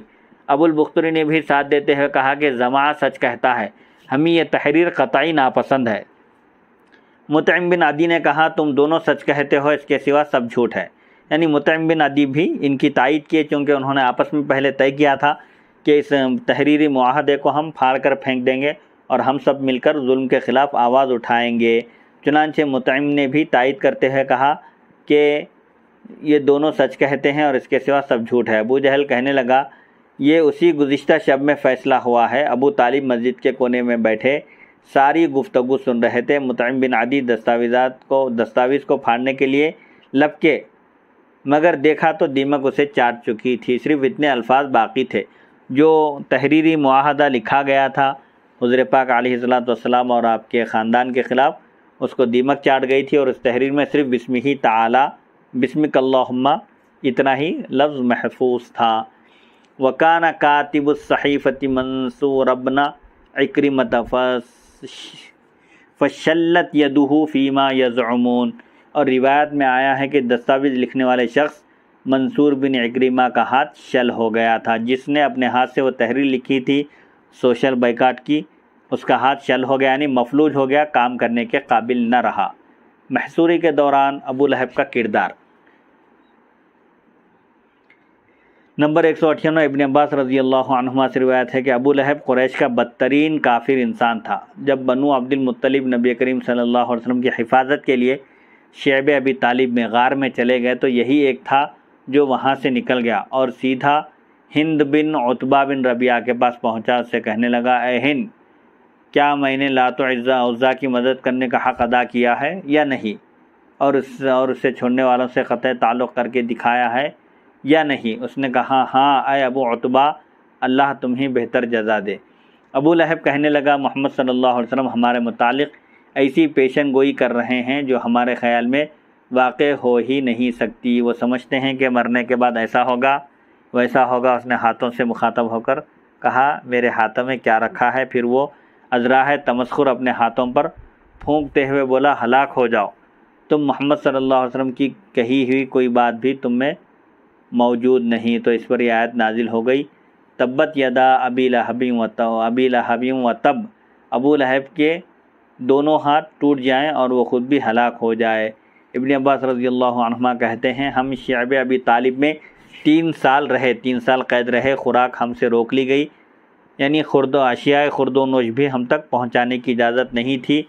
اگر ہمارا کوئی آدمی رقم لے کر کچھ خریدنے کو نکلتا تو بے مراد لوٹ آتا تھا، پیسے لے کر بھی جاتا تو اس کو کوئی چیز نہ دی جاتی تھی، خریدنے کی بھی اجازت نہیں تھی، بیچنے کی بھی نہیں تھی، تا آ کے یہاں تک کہ ہم میں سے کئی فرد یوں ہی ہلاک ہو گئے۔ 3 سال کے عرصے میں کئی لوگ بھوک کی وجہ سے دنیا سے رخصت ہو گئے۔ کہتے ہیں مطعم بن عدی، جس کا پیچھے ذکر گزر چکا ہے، نبی کریم صلی اللہ علیہ وسلم کی ہجرت کے 1 سال بعد 99 برس کی عمر میں مر گیا۔ مطعم بن عدی کا انتقال ہوا ہجرت کے 1 سال بعد، اس وقت اس کی عمر 99 سال تھی۔ یہ طویل حدیث جو شعب ابی طالب میں محصوری کے تقریباً تمام احوال پر روشنی ڈالتی ہے، سیرت ابن ہشام جلد اول میں مروی ہے، جبکہ خصائص کبریٰ جلد اول میں اس کی تخریج بیہقی سے کی گئی ہے۔ معجزہ شق القمر اور عظمت سید البشر صلی اللہ علیہ وسلم، حضرت پاک علیہ السلام نے انگلی کے اشارے سے چاند کے 2 ٹکڑے کر دیے، جس سے آپ کی عظمت اور شان ظاہر ہوتی ہے۔ نمبر 199 عبداللہ بن مسعود رضی اللہ عنہ سے روایت ہے، فرماتے ہیں کہ انشق القمر فرأیتہ فرقتین، چاند پھٹ گیا، 2 ٹکڑے ہو گیا اور میں نے اسے اپنی آنکھوں سے 2 ٹکڑے ہوتے ہوئے دیکھا ہے۔ یہ آپ صلی اللہ علیہ وسلم کا عظیم معجزہ تھا۔ نمبر 200 ابن عمر رضی اللہ عنہما سے روایت ہے کہ انشق القمر علی عہد رسول اللہ صلی اللہ علیہ وسلم فقال رسول اللہ صلی اللہ علیہ وسلم اشہدوا، نبی کریم صلی اللہ علیہ وسلم کے زمانے میں چاند پھٹ گیا، یعنی چاند 2 ٹکڑے ہو گیا آپ کے انگلی کے اشارے سے، تو نبی کریم صلی اللہ علیہ وسلم نے فرمایا کہ تم گواہ رہو، یعنی کفار نے معجزات طلب کیے تو آپ نے معجزات بھی ان کو بتلائے۔ تیری انگلی اٹھ گئی، ماہ کا کلیجہ چیرے گیا، یعنی حضرت پاک علیہ السلام کی عظمت بیان کرتے ہوئے کہتے ہیں کہ آپ کی انگلی اٹھی آسمان کی طرف اور چاند کے 2 ٹکڑے ہو گئے۔ نمبر 201، ابن عباس رضی اللہ عنہما سے اس آیت کی تفسیر اس طرح مروی ہے، اقتربت الساعۃ وانشق القمر، سورہ قمر آیت نمبر 1، قیامت قریب آ گئی اور چاند پھٹ گیا، یعنی چاند ٹکڑے ہو گیا۔ ابن عباس رضی اللہ عنہما فرماتے ہیں کہ مشرکین مکہ نبی کریم صلی اللہ علیہ وسلم کے پاس آئے، ان میں ولید بن مغیرہ، ابو جہل بن ہشام، عاص بن وائل، عاص بن ہشام، اسود بن یغوث، اسود بن مطلب بن اسد بن عبد عزا، زمعہ بن اسود، نضر بن حارث اور ایسے ہی دیگر افراد بھی شامل تھے۔ یہ لوگ نبی کریم صلی اللہ علیہ وسلم سے کہنے لگے، اگر آپ سچے ہیں تو ہمارے لیے چاند کے 2 ٹکڑے کر کے دکھلائیے، ایک ٹکڑا کوہ ابو قبیس پر ہو تو دوسرا کوہ قعیقعان پر۔ کوہ ابو قبیس، کوہ فارسی میں پہاڑ کو کہتے ہیں، یہ پہاڑ کا نام ہے ابو قبیس، جبل ابو قبیس مکہ مکرمہ میں حرم شریف سے متصل ہے، اور کوہ قعیقعان بھی مکہ مکرمہ میں ہے، یعنی کفار کا تقاضا تھا، ان کی خواہش تھی کہ چاند کے 2 ٹکڑوں میں اتنا فاصلہ ہو جائے کہ ایک ٹکڑا کوہ ابو قبیس پر، جبل ابو قبیس پر نظر آئے تو دوسرا ٹکڑا قعیقعان پر نظر آنا چاہیے۔ نبی کریم صلی اللہ علیہ وسلم نے پوچھا، اگر میں یہ کر دکھلاؤں تو کیا تم ایمان لاؤ گے؟ کہنے لگے، ہاں۔ وہ 14ویں کا چاند تھا، یعنی 14 تاریخ کو جو مکمل چاند ہوتا ہے، بدر کامل، ماہ تمام تھا۔ نبی کریم صلی اللہ علیہ وسلم نے اللہ تعالیٰ سے عرض کیا کہ نہیں، یہ نشانی دکھا دی جائے۔ فَأَمْسَى الْقَمَرُ قَدْ سُئِلَ نِصْفًا فَأَمْسَى الْقَمَرُ قَدْ مَثُلَ نِصْفًا عَلَى أَبِي قُبَيْسٍ وَنِصْفًا عَلَى قعیقعان، ورسول اللہ صلی اللہ علیہ وسلم ینادی یا ابا سلمۃ بن عبد الاسد والارقم بن ابی الارقم اشہدوا۔ تو دیکھتے ہی دیکھتے چاند کے 2 ٹکڑے ہو گئے، ایک ٹکڑا جبل ابو قبیس پر تھا اور دوسرا قعیقعان پر، اور نبی کریم صلی اللہ علیہ وسلم پکار رہے تھے، آواز دے رہے تھے، او ابو سلمہ بن عبد الاسد اور ارقم بن ابی ارقم، گواہ رہنا، میں نے چاند کے 2 ٹکڑے کر کے دکھا دیے۔ میرا تصرف نہ صرف زمین پر ہے بلکہ آسمان کی اشیاء پر بھی اللہ نے آپ کو تصرف عطا کیا ہے۔ چنانچہ آپ صلی اللہ علیہ وسلم نے انہیں گواہ بھی بنا دیا اور کہا کہ دیکھو میں نے چاند کے 2 ٹکڑے کر دیے۔ نمبر 202، ابن عباس رضی اللہ عنہما سے روایت ہے کہ نبی کریم صلی اللہ علیہ وسلم کے پاس یہود کی خبریں پہنچی کہ وہ کہتے ہیں کہ ہمیں کوئی نشانی دکھائی جائے، آپ نبی ہیں تو ہم کو رسالت اور نبوت کی صداقت پر کوئی نشانی، کوئی آیت دکھلائیں۔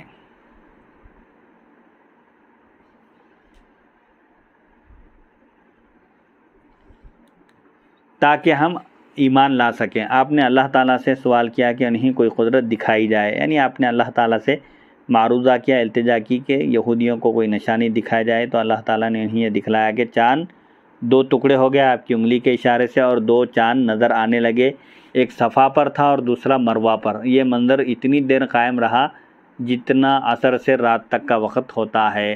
سب لوگ دیکھتے رہے، پھر چاند ڈوب گیا تو کہنے لگے یہ سحر مستمر، یعنی دیر پا جادو ہے، نعوذ باللہ من ذالک۔ قرآن کریم میں انہی الفاظ کو دہرایا گیا، اقتربت الساعۃ وانشق القمر وان یروا آیۃ یعرضوا ویقولوا سحر مستمر۔ قیامت قریب آ گئی اور چاند پھٹ گیا، 2 ٹکڑے ہو گئے، اور جب بھی کفار کوئی معجزات دیکھتے ہیں تو اس سے منہ پھیر لیتے ہیں، اس معجزے کو دیکھ کر اسلام قبول کرنے کے بجائے اس سے اعراض کرتے ہیں، رخ پھیر لیتے ہیں اور کہتے ہیں یہ تو مستمر جادو ہے، کنٹینیو چلنے والا جادو ہے، دیر پا جادو ہے، نعوذ باللہ من ذالک۔ چاند کے 2 ٹکڑے سب دنیا میں دیکھے گئے۔ نمبر 203، عبداللہ بن مسعود رضی اللہ تعالیٰ عنہ سے روایت ہے کہ جب نبی کریم صلی اللہ علیہ وسلم کے عہد مبارک میں زمانے میں چاند پھٹا تو کفار قریش کہنے لگے یہ ابن ابی کبشہ۔ کفار نبی کریم صلی اللہ علیہ وسلم کو ابن ابی کبشہ کہتے تھے، کیونکہ ابو کبشہ آپ کے اجداد میں سے ایک شخص تھے اور بت پرستی کے خلاف تھے، اور بعض لوگ کہتے ہیں کہ ابو کبشہ حضرت عبداللہ کی کنیت تھی، حضرت عبداللہ کو ابو کبشہ کہتے تھے۔ ابن ابی کبشہ یعنی عبداللہ کے بیٹے مراد ہیں۔ یہ ابن ابی کبشہ کا جادو ہے۔ نبی کریم صلی اللہ علیہ وسلم نے فرمایا ذرا انتظار کرو، باہر سے مسافر آئیں گے تو تصدیق ہو جائے گی۔ محمد صلی اللہ علیہ وسلم سب دنیا پر تو جادو نہیں کرتے۔ تو آپ صلی اللہ علیہ وسلم نے فرمایا کہ اس کی تصدیق کے لیے انتظار کرو، مسافرین جو آئیں گے سب طرح پوری دنیا میں چاند کے 2 ٹکڑے ہوتے ہوئے نظر آئیں گے۔ سب دوسرے لوگ جو اپنے مقام سے دیکھیں وہ بھی جب بیان کریں گے تو جب تو تصدیق ہو جائے گی۔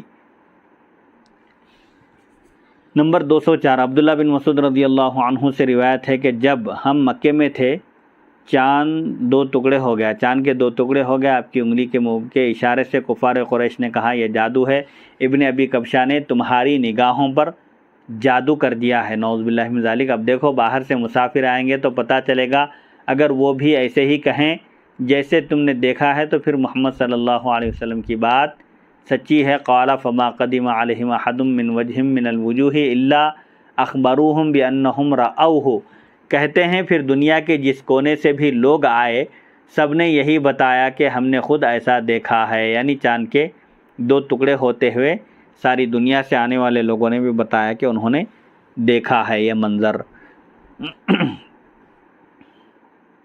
چنانچہ سید سلیمان ندوی اپنی کتاب خطبات مدارس میں لکھتے ہیں کہ ابھی سنسکرت کی ایک کتاب ملی ہے جس میں لکھا ہے کہ اس وقت ہندوستان میں ملابار کے راجا نے اپنی آنکھوں سے چاند کو 2 ٹکڑے ہوتے ہوئے دیکھا ہے۔ حقیقت یہ ہے کہ معجزہ شق القمر، چاند کے ٹکڑے ہونے کا جو معجزہ ہے، ٹکڑے کرنے کا، اس پر احادیث اس قدر ہیں کہ ان کا انکار ممکن نہیں۔ علامہ آلوسی روح المعانی میں لکھتے ہیں والاحادیث فی الانشقاق کثیرۃ۔ امام تاج الدین سبکی رحمۃ اللہ علیہ نے شرح مختصر میں لکھا ہے الصحیح عندی ان انشقاق القمر متواتر منصوص فی القرآن مروی فی الصحیحین وغیرہما من طرق شتى بحیث لا یتمارا فی تواترہ۔ میرے نزدیک صحیح رائے تو یہ ہے کہ چاند کا شق ہونا متواتر ہے، متواتر راویوں سے نہیں۔ متواتر اس حدیث کو کہتے ہیں کہ جس کی سند اتنے راویوں سے، جو حدیث اتنے راویوں سے مروی ہو کہ ان تمام کا جھوٹ پر متفق ہونا محال ہو، یعنی کئی حدیثیں اس سلسلے میں موجود ہیں۔ قرآن مجید میں اس پر نص موجود ہے، قرآن کی آیت سے بھی خود صاف ثابت ہوتا ہے کہ چاند 2 ٹکڑے ہوا تھا، چاند شق ہو چکا تھا حضور پاک علیہ الصلوۃ کے معجزے کے طور پر۔ بخاری اور مسلم اور اس کے علاوہ دیگر کتب میں بھی محدثین نے مختلف سندوں سے اس حدیث کی روایت کی ہے، تو اب اس کے تواتر میں کیا شک ہو سکتا ہے۔ واقعہ شق القمر کو بخاری اور مسلم نے حضرت انس رضی اللہ عنہ سے روایت کیا ہے اور حضرت ابن عباس رضی اللہ عنہما سے بھی روایت ہے، جبکہ مسلم اور ترمذی نے عبداللہ بن عمر سے مذکورہ بالا حدیث 200 روایت کی ہے، جس میں ہے کہ نبی کریم صلی اللہ علیہ وسلم چاند کے پھٹ جانے کے بعد آپ نے فرمایا اشہدو، اور ترمذی نے اس حدیث کو حسن صحیح فرمایا۔ یہ حدیث حسن صحیح ہے، اور بیہقی نے عبداللہ بن مسعود اور جبیر بن مطعم سے یہ واقعہ نقل کیا ہے۔ اسی طرح حدیث نمبر 204 کو محدث ابو داؤد طیالسی نے عبداللہ بن مسعود ہی سے اپنی سند میں روایت کیا ہے۔ دیکھیے مسند ابی داؤد جلد اول صفحہ 38 طبع حیدرآباد۔ جب نبی کریم صلی اللہ علیہ وسلم قبائل عرب کو دعوت اسلام دینے نکلے، عرب کے قبیلوں کا آپ اسلام کی دعوت دینے کے لیے نکلے، نمبر 205 سیدہ عائشہ صدیقہ رضی اللہ عنہا فرماتی ہیں میں نے عرض کیا یا رسول اللہ کیا آپ پر یوم احد، جنگ احد سے بھی کوئی سخت ترین دن آیا؟ تو آپ نے فرمایا میں نے تمہاری قوم سے بڑے سخت دن دیکھے ہیں۔ قریش نے مجھے دعوت دین کے موقع پر بڑی سختیاں، انہوں نے بڑی مصیبتیں تکلیفیں دی ہیں، ان میں سب سے سخت ترین دن یوم عقبہ ہے، جب میں نے خود کو ابن عبدیہ لیل بن عبد کلال طائف کا جو سردار تھا، رئیس تھا، اس پر پیش کیا، مگر اس نے وہی جواب دیا جس کی مجھے توقع تھی۔ میں واپس لوٹ کر آیا، رنج و غم کی وجہ سے اپنے دھیان میں جا رہا تھا، تب پتہ چلا جب میں قرن ثالث تک جا پہنچا۔ یہ طائف سے مکہ مکرمہ آتے ہوئے راستے میں ایک مقام کا نام ہے، اہل نجد کا یہی میقات ہے۔ میقات اس جگہ کو کہتے ہیں جہاں سے عمرہ کرنے والا اور حج کرنے والا بغیر احرام کے آگے نہیں بڑھ سکتا، اس کو میقات کہتے ہیں۔ جملہ مواقیت 5 ہے۔ یہ قرن الثعالب، قرن کس کی میقات ہے؟ یہ اہل نجد کی یہی میقات ہے۔ 1983 عیسوی میں جنوبی سعودیہ میں قیام کے دوران راقم الحروف، مترجم کہتے ہیں کہ مترجم نے ایک سے زائد مرتبہ یہاں سے احرام باندھ کر حج اور عمرے کی سعادتیں حاصل کی ہیں، اور دعا ہے کہ خدا سب مسلمانوں کو بار بار یہ سعادت عطا فرمائے، آمین۔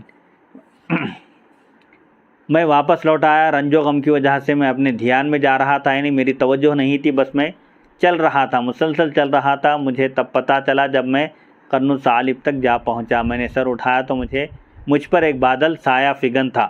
میں نے اپنا سر اٹھا کر دیکھا تو میرے سر پر ایک بادل تھا۔ میں نے دیکھا اس میں جبریل امین علیہ السلام موجود ہیں۔ انہوں نے مجھے آواز دیتے ہوئے کہا، اللہ تعالیٰ نے آپ کی قوم کا جواب سن لیا ہے اور یہ ملک الجبال پہاڑوں پر مقرر فرشتہ آپ کے پاس بھیجا ہے۔ چنانچہ ملک الجبال نے مجھے سلام کیا، پھر عرض کیا، اے محمد صلی اللہ علیہ وسلم، اللہ تعالیٰ نے آپ کی قوم کا جواب سن لیا ہے۔ میں ملک الجبال ہوں، یعنی پہاڑوں پر مقرر فرشتہ ہوں۔ مجھے اللہ نے اس لیے بھیجا ہے کہ میں آپ کے ہر حکم کی تعمیل کروں۔ اگر آپ چاہتے ہیں، یعنی اگر آپ کا حکم ہو تو میں یہ 2 پہاڑ اٹھا کر ان کفار کے سر پر رکھ دیتا ہوں، ان 2 پہاڑوں کے درمیان ان کفار کو مسل دوں گا۔ نبی کریم صلی اللہ علیہ وسلم نے فرمایا، نہیں، مجھے امید ہے کہ اللہ تعالیٰ ان کی پشت سے، ان کے صلب سے ایسے لوگ پیدا کرے گا جو خدائے وحدہ لا شریک کی عبادت کریں گے اور کسی کو اس کے ساتھ شریک نہیں ٹھہرائیں گے۔ یہ حضور پاک علیہ السلام کی رحمت تھی کہ آپ صلی اللہ علیہ وسلم نے کفار سے، آپ کو تکلیف پہنچانے والوں سے آپ نے انتقام نہیں لیا، بلکہ اللہ تعالیٰ کی بارگاہ میں یہ عرض کیا کہ اللہم اغفر لقومی فإنہم لا یعلمون، اے اللہ میری قوم کو معاف کر دے کیونکہ یہ لوگ نہیں جانتے، نادان ہیں، ناواقف ہیں، اس لیے انہیں بخش دے۔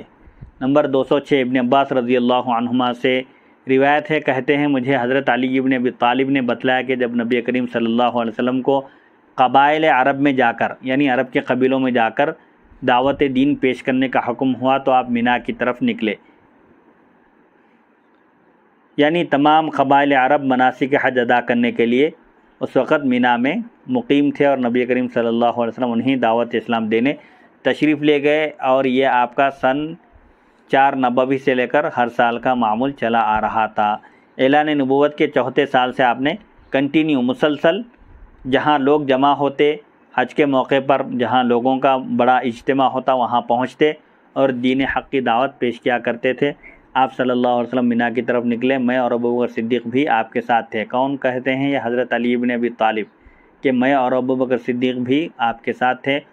ہم مجالس عرب میں سے ایک مجلس کے پاس جا پہنچے جہاں عرب کی نشستیں تھیں، جہاں عرب جمع ہو کر بیٹھے ہوئے تھے مختلف مجالس میں، تو ہم ایک مجلس میں پہنچے۔ ابوبکر صدیق رضی اللہ عنہ نے بڑھ کر انہیں سلام کیا اور وہ ہر موقع پر آگے ہی رہے، یعنی آپ ہر موقع پر آگے رہتے تھے، اس لیے آپ کو ابو بکر کہا جاتا ہے، یعنی ہر خیر اور ہر نیکی کی طرف پہل کرنے والے۔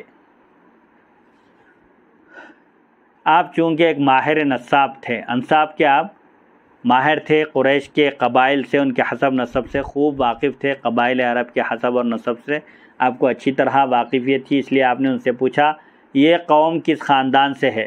اہل مجلس نے جواب دیا ربیہ سے۔ آپ نے کہا ربیہ کی کس شاخ سے؟ اعلیٰ سے یا ادنا سے؟ کہنے لگے اعلیٰ سے۔ آپ نے پوچھا کون سی اعلیٰ؟ کہنے لگے ذوالحل اکبر۔ ابو بکر صدیق رضی اللہ عنہ کہنے لگے کیا عوف تمہیں میں سے تھے جس نے کہا تھا لا حر بوادی عوف، وادی عوف میں کوئی آزاد مرد نہیں؟ کہنے لگے نہیں۔ آپ نے کہا کیا بسطام بن قیس بن مسعود تمہیں میں سے تھا، شہنشاہوں کا باپ اور قبائل کا سردار؟ کہنے لگے نہیں۔ آپ نے سوال کیا کیا شہنشاہوں کا قاتل حفظان بن شریک تمہیں میں سے ہے؟ کہنے لگے نہیں۔ آپ نے پوچھا کیا جنگجو اور تندخو جساس بن مرہ بن ذوہل تمہیں میں سے تھا جو بہادر تھا اور نہایت پہلوان تھا، کیا وہ شخص تمہیں میں سے تھا؟ تو جواب ملا نہیں۔ آپ نے پوچھا کیا تم شاہان کندہ کے ننیال ہو؟ کندہ ایک مقام کا نام ہے، تو کہنے لگے نہیں۔ تو آپ نے کہا تم فرما روایان لخم کے سسرال ہو؟ جواب ملا نہیں۔ تو پھر ابو بکر صدیق رضی اللہ عنہ نے فرمایا پھر تم ذوالحل اکبر ہرگز نہیں، تم ذوالحل اصغر ہو، کیونکہ ذوالحل اکبر کی جتنی شاخیں ہیں اور اس سے جن کا نسب ملتا ہے تم ان میں سے کسی کے اولاد میں سے نہیں ہو، تم ذوالحل اکبر نہیں بلکہ ذوالحل اصغر ہو۔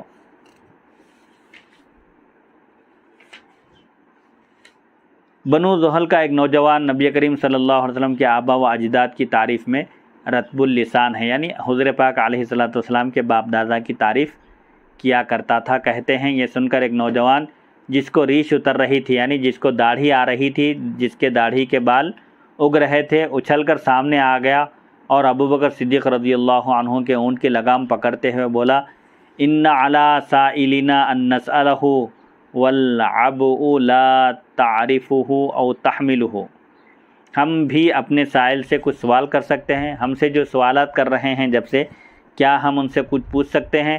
اگرچہ ہم نے اس سے پہلے ایسا سائل کبھی نہیں دیکھا، یعنی آپ نے جتنے سوالات کیے ہیں اتنا ماہر انصاب کا ہم نے آج تک کوئی شخص نہیں دیکھا۔ اے سائل تم سوال کرتے رہو اور ہم کوئی چیز چھپائے بغیر جواب دیتے رہیں گے۔ اب ہم بھی کچھ سوال کرنا چاہتے ہیں، بتلاؤ تم کس قبیلے سے تعلق رکھتے ہو؟ ابوبکر صدیق رضی اللہ عنہ نے جواب دیا، قریش سے۔ نوجوان نے کہا، واہ واہ، تم تو اہل ریاست اور قائد عرب ہو، یعنی قریش یہ سب سے معزز قبیلہ ہے عرب کا، قیادت سیادت سب اس میں موجود ہے، عرب کی لگام تمہارے ہاتھ میں ہے، تمہارا قریش کی کس شاخ سے تعلق ہے؟ قریش کی بھی کئی شاخیں ہیں، تو تمہارا تعلق قریش کی کس شاخ سے ہے؟ آپ نے کہا بنی تیم بن مرہ سے۔ نوجوان نے کہا، اللہ تمہیں بزرگانہ صفات کا مالک بنائے، کیا قصی بن کلاب تم ہی میں سے تھے جس نے مکے پر باہر سے آ کر قبضہ کرنے والوں کو تہ تیغ کیا، یعنی موت کے گھاٹ اتار دیا اور ان سے باقی ماندہ کو مکے سے مار کر بھگایا، اپنی قوم کو ہر طرف سے جمع کر کے مکے میں لا کر بسایا اور حرم کو قبضے میں لے کر قریش کو رہنے کے لیے جگہ مہیا کی، رہائش گاہیں مہیا کی، حتیٰ کہ عرب نے اسے مجمع کا لقب دیا۔ حضرت اسماعیل علیہ السلام کے زمانے سے لے کر کعبۃ اللہ کی تولیت، کعبۃ اللہ کے امور کی ذمہ داری قبیلہ بنو جرہم کے پاس چلی آ رہی تھی۔ اولاد اسماعیل علیہ السلام نے اس بارے میں ان سے کبھی جھگڑا نہیں کیا تھا، کیونکہ بنو جرہم ان کے ننیال والے تھے۔